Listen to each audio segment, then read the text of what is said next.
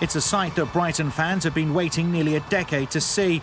A month after they started work, the builders are preparing the foundations for their new £60 million stadium at Falmer. And Saturday's match against Leeds reinforced just why they need to move into their brand new home as soon as possible. The capacity is over 20,000, and traditionally this club has had big crowds like that. It's not as if it's pie in the sky. Today, the crowd, we would have had 18,000 for this game. I mean, Leeds themselves would have brought several thousand rather than the 1,000 that they were able to bring, because that's the limitations that we'd need. So, yeah, these big match occasions would the stadium would be alive and wonderful, and atmosphere in the whole stadium. But Seagull supporters are going to have to wait until August 2011 before they can go through their new turnstiles.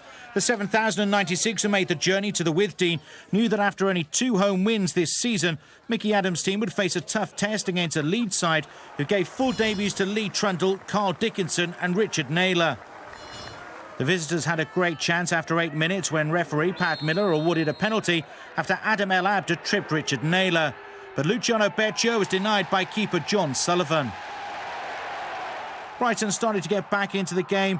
Their best chance fell to on-loan Charlton striker Stuart Fleetwood. Just after the hour, Brighton went to sleep defensively. Lee Trundle marked his first start since the end of October with a typically well-taken goal. Tommy Elphick was too close to prevent Trundle from getting his first 4 leads. Mickey Adams brought on Dean Cox and Glenn Murray as Brighton chased the equaliser. But Murray was unable to chase Fabian Delph, and the Ellen Road prodigy was able to run from box to box unchallenged. But with little support around him, the only real option was for him to go it alone, which he did in style. Luciano Becchio showed just how impressed he was, even though he polished the wrong boot. It was a match when Delph showed his ability and his maturity, while Leeds are showing signs that under Simon Grayson, the second half of the season could turn out to be a very memorable one. We haven't ruled out trying to get to the top 2, which probably 6-8 other teams are trying to do as well. If we don't manage that, we want to get at least into the playoffs. Doesn't matter how you get promoted, if that's what the aim is. I like winning games of football, and it hurts me when we lose games. But if I quit, what's that going to say? Nothing. Good win that for Leeds United, wasn't it? But can they get back in the race, Peter, in League One? They've certainly got the squad to do so. Simon's come in there and they wanted to put that defeat at home against Carlisle to bed. I watched them a couple of weeks ago against Leicester, and that was going to be a barometer for me to see how far they'd come or if they could challenge.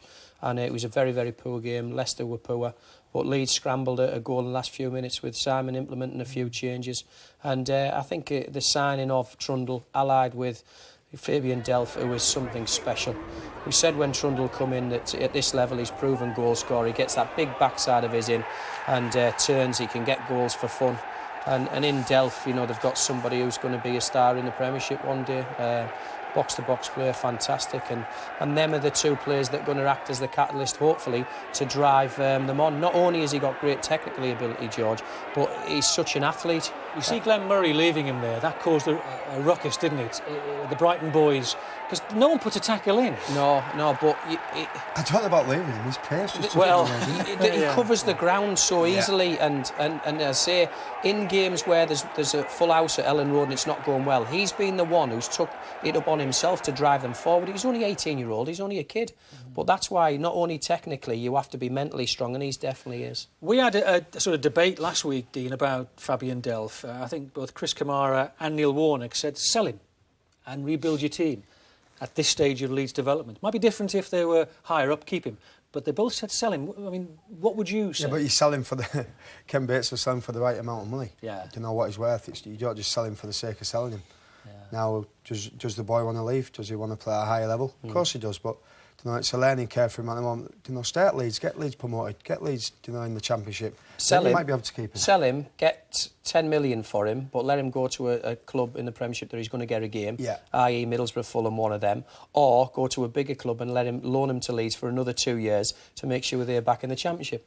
It's easy as that. For me as a young player, I'd want to stay and play football because you're going to get your move anyway. Eventually, it's just learn your trade at Leeds. Massive club, fantastic. Signed a new 4-year contract, so fantastic football club, George. Well, Ken Bates will sort out the best deal for Leeds, that's for sure. Absolutely. Now.